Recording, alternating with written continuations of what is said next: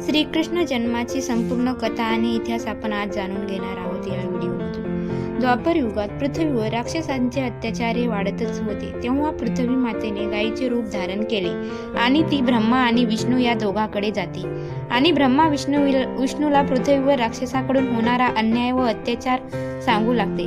तेव्हा ब्रह्मा विष्णूला सांगतात, हे प्रभू, पृथ्वीचे रक्षण करण्यासाठी आपला 8वा अवतार धारण करण्याची वेळ आली आहे।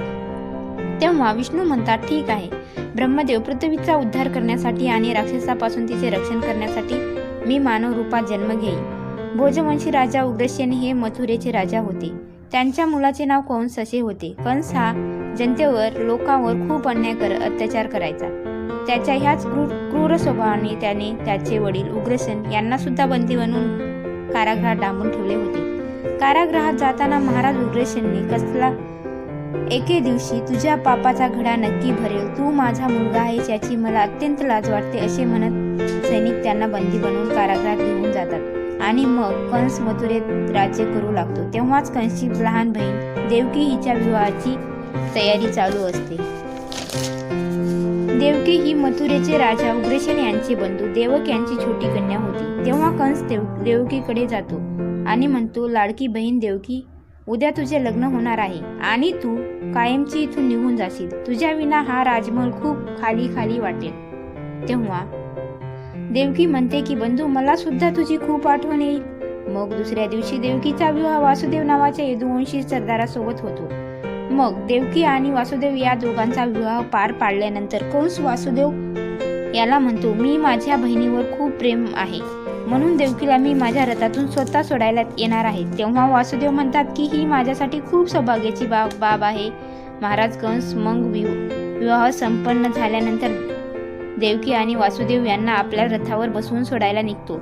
देवकीच्या वडिलांनी तिला सोबत भरपूर धनधान्य दागिने दिलेले असतात। कंस देवकी आणि वासुदेव यांच्या सोबत गप्पा मारत रथावरून जात असतो। तेवढ्यात एक आकाशवाणी होती आणि ती कंसाच्या कानावर पडते, हे कंस, ज्या देवकीला तू एवढ्या प्रेम आणि आदराने तिला सासरी सोडण्यासाठी घेऊन जात आहे, तुझ्या मृत्यूचे कारण बनणार आहे, कारण देवकीच्या गर्भातून जन्म घेतलेला 8वा मुलगाच तुझा वध करणार आहे। ही अशी आकाशवाणी ऐकून कंस खूप विचलित होऊन जातो। मग तो ठरवतो की मी वासुदेवाची हत्या करून टाकतो, जेणेकरून देवकीच्या गर्भातून जन्मलेल्या पुत्रापासून मृत्यूचे कुठलेही भयच राहणार नाही। कंस वासुदेव याला ठार मारायला लागतो, पण देवकी त्याची विनवण्या करते आणि सांगते, कंस, माझ्या नवऱ्याला मारू नको, मी तुला वचन देते, माझ्या गर्भातून जन्मलेल्या पुत्रापासून मृत्यूचे कुठलेही भयच राहणार नाही। माझ्या गर्भातून जे बाळ जन्म घेईन ते मी स्वतः तुझ्या स्वाधीन करेन, पण माझ्या पतीस मारू नको। मग देवकीची गयावया बघून आणि दिलेले आश्वासन बघून वासुदेव याला मारत नाही, पण देवकी आणि वासुदेव या दोघांना मथुरेच्या महालात बंदी बनवून ठेवतो। यावर वासुदेव म्हणतात, कंस, देवकी तुझी बहीण आहे, तिच्यासोबत असे वागू नको, तुला हवे तर मला बंदी बनव। पण कंस दोघांची काही न ऐकता कारागृहात बंदी करून ठेवतो। देवकी आणि वासुदेव हे दोघेही खूप दुःखी झाले। एक दिवस असा नक्की येईल जेव्हा आपली इथून सुटका होईल आणि कंसच्या पापाचा घडा भरेल। यावर देवकी म्हणते, कंस माझ्या सर्व मुलाचा वध करेल, अशा परिस्थितीत आपण काय करायचं? कंस हा सतत वासुदेव आणि देवकी यांचा छळ करायचा, त्यांना धमकावायचा, देवकी ज्या पुत्राला जन्म द्यायची त्याला हिसकावून घ्यायचा, तिच्या डोळ्यासमोर तिच्या बाळाला मारून टाकत होता। दुराचारी कंसने एक एक करत देवकीचे 7 पुत्रांना तिच्या डोळ्यासमोर मारून टाकले। वासुदेव आणि देवकी देवाला प्रार्थना करीत होते की कंसच्या अत्याचारातून बाहेर पडण्यासाठी आम्हाला मार्ग दाखव, आमचे रक्षण कर। मग काही कालांतराने देवकीच्या 8व्या पुत्राच्या जन्माची वेळ येते, म्हणून कंस कारागृहात देवकी आणि यांच्यावर पहारेकऱ्यांची सांगून कडक लक्ष ठेवून लागतो। देवकी आणि वासुदेव कंसच्या कारागृहात कैद आहेत ही बातमी नंद गावातील वासुदेव यांचे मित्र नंद राजा यांच्या देखील कानी पडते। मग देवकीच्या 8व्या पुत्राच्या जन्माची वेळ जवळ आलेली असते आणि दुसरा नंद राजाची पत्नी यशोदाही गर्भवती असते। राजा नंद देवकीच्या 8व्या पुत्राला कंसच्या तावडीतून कसे वाचवायचे हाच विचार करायचे।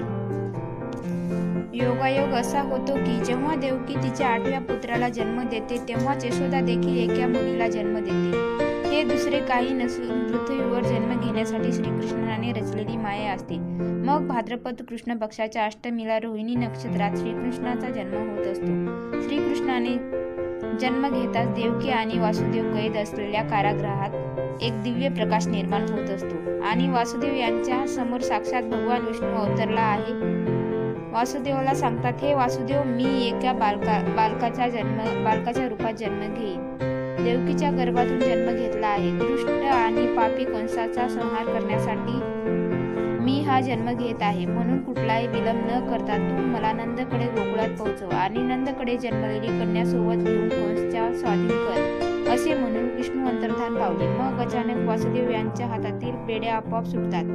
कारागृहातील दरवाजे उघडी होऊ लागतात आणि सर्व पहारेकरी गाढ निंदेत जाऊन झोपतात. देवकी बेशुद्ध अवस्थेत पडलेली असते. मग वासुदेव त्या जन्मलेल्या बाळाला एका टोपलीत घेऊन डोक्यावर निघतात. भर पावसात वादळ चालू असताना निघतात. यमुनेला श्रीकृष्णाच्या चरणाचा स्पर्श करायचे असते म्हणून यमुनेचे पाणी वर येऊ लागते.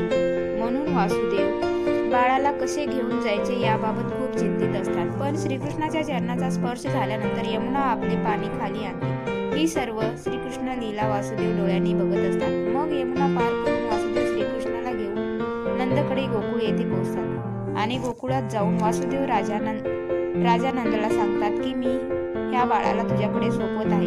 हाच त्या कंसा वध करून अत्याचारातून मथुरावासियांना मुक्त करेल. यावर नंद म्हणतात, मित्र वासुदेव, यशोदा आता गाढ झोपेत आहे. मी लगेच हे बाळ यशोदेच्या शेजारी देतो. यशोदेने जन्म दिलेल्या मुलीला घेऊन तो मथुरेत येतो.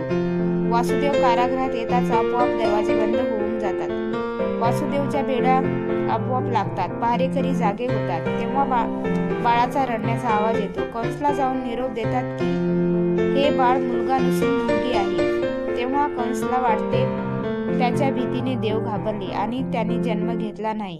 विधीचे विधान बदलले आहे.